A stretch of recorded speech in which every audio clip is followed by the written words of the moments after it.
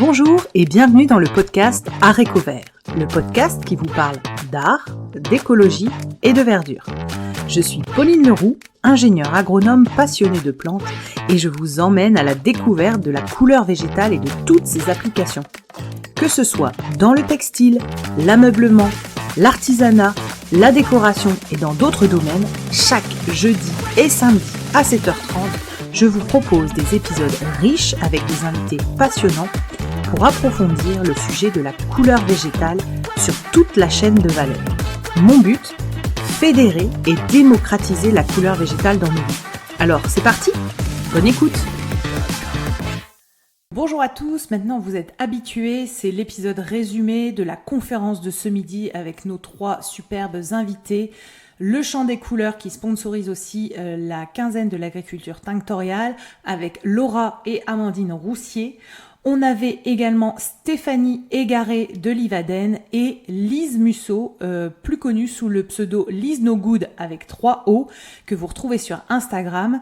L'idée de cette conférence était pour ma part de vous introduire à l'agriculture tinctoriale aujourd'hui, donc revenir un petit peu sur mon intervention auprès de la Chambre d'agriculture que j'avais fait en mai dernier, en consultation avec vous, les agriculteurs de plantes tinctoriales.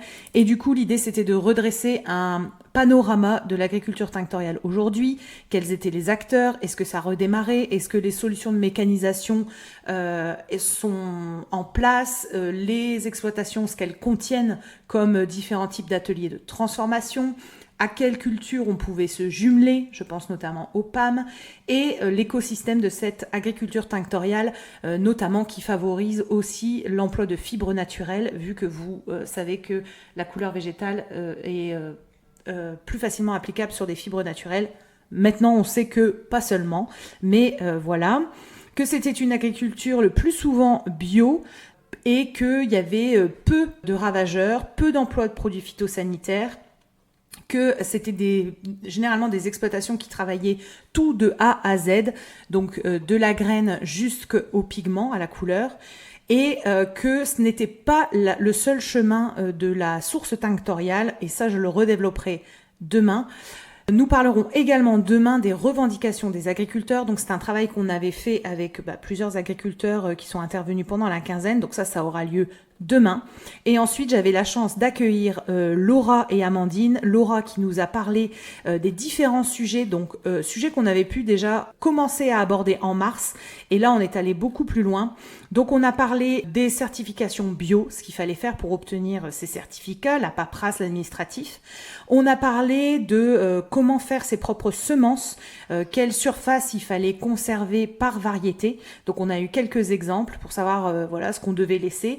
Les stades de maturité, à quel moment on a tous les critères qui montrent que la graine est mûre et qu'on peut la récolter, et les points de vigilance, notamment pour la garance, qui peut lâcher ses graines, et si vous n'êtes pas là au bon moment, globalement, tout se retrouve dans le champ. On a rebondi sur l'adaptation de la graine au terroir, abordée notamment hier par Patrick Brenac de Greening.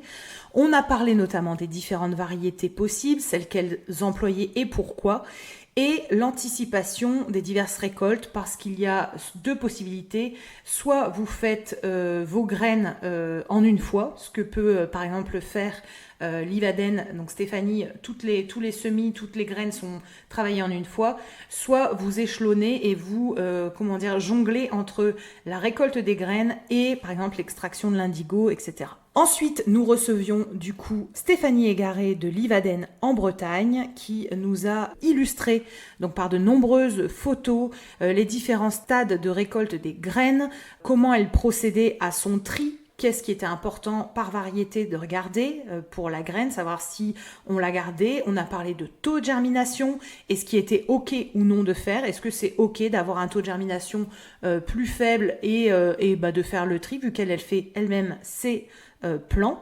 On a parlé du coup des plants faits maison, sans passer par la case pépiniériste, de la différence entre le temps passé et le coût, du matériel nécessaire. Et donc Stéphanie nous a présenté les différentes plantes tinctoriales qu'elle faisait, mais également les autres plantes qu'elle travaille. On a vu ses installations et on a aussi parlé du retour au champ de ces fameux plants de garance et de persicaire, quels étaient les moyens utilisés, mécanisés ou à la main. Donc tout ça en reportage photo, c'était passionnant. On a eu beaucoup de questions dans le chat sur différents thèmes qu'on a abordés autour des semis, semences et plants. Et la dernière partie, c'était une partie très illustrée de Lise Musso de Lise No Good, où en gros l'idée c'était de répondre à la demande qu'il y avait eu en mars sur comment identifier les différents stades des graines qu'on met en semis, sachant que généralement c'est des choses qu'on fait par batch, donc d'un coup on fait plein de semis et des fois on oublie de quelle plante il s'agit, de quelle graine, et donc là l'idée c'était de définir les stades des plantes avec les différentes graines. Donc Lise nous a montré toutes ces expérimentations en photo avec les différents stades de graines des principales plantes tinctoriales, soit les fleurs, soit les stars, on va dire. On a parlé aussi beaucoup du Reseda pour faire un rebond sur ce qui s'est passé hier avec Patrick Brenac. Et ce que j'allais vous proposer, c'est le travail que j'ai fait d'études de marché sur les graines tinctoriales avec plus de 100 graines tinctoriales, la couleur qu'elles donnent, les revendeurs, les prix, le grammage et le nombre de graines au gramme. Bref, vous retrouvez tout ça. Si vous êtes intéressé, vous me faites un petit mail. On se retrouve demain pour accueillir les jeunes installés en agriculture tinctoriale. On parlera de tout, de l'aide, du matériel, des déboires, des réussites, de l'organisation. Ça va être passionnant. Pour vous inscrire, c'est sur Patreon. Vous devenez membre payant et vous remplissez le premier post qui s'appelle e-table ronde. Et je vous envoie dans la foulée une invitation Google Meet pour venir participer à ces échanges hyper intéressants. Belle journée à tous! Je vous invite à aller consulter les autres épisodes Zoom ou les épisodes avec les invités et aller sur la page Instagram Arecovert, A-R-T-E-C-O-V-E-R-T, pour y retrouver et deviner les futurs invités du podcast, mais notamment retrouver des sources écrites de tout ce que nous abordons dans les épisodes Zoom. Belle journée à tous!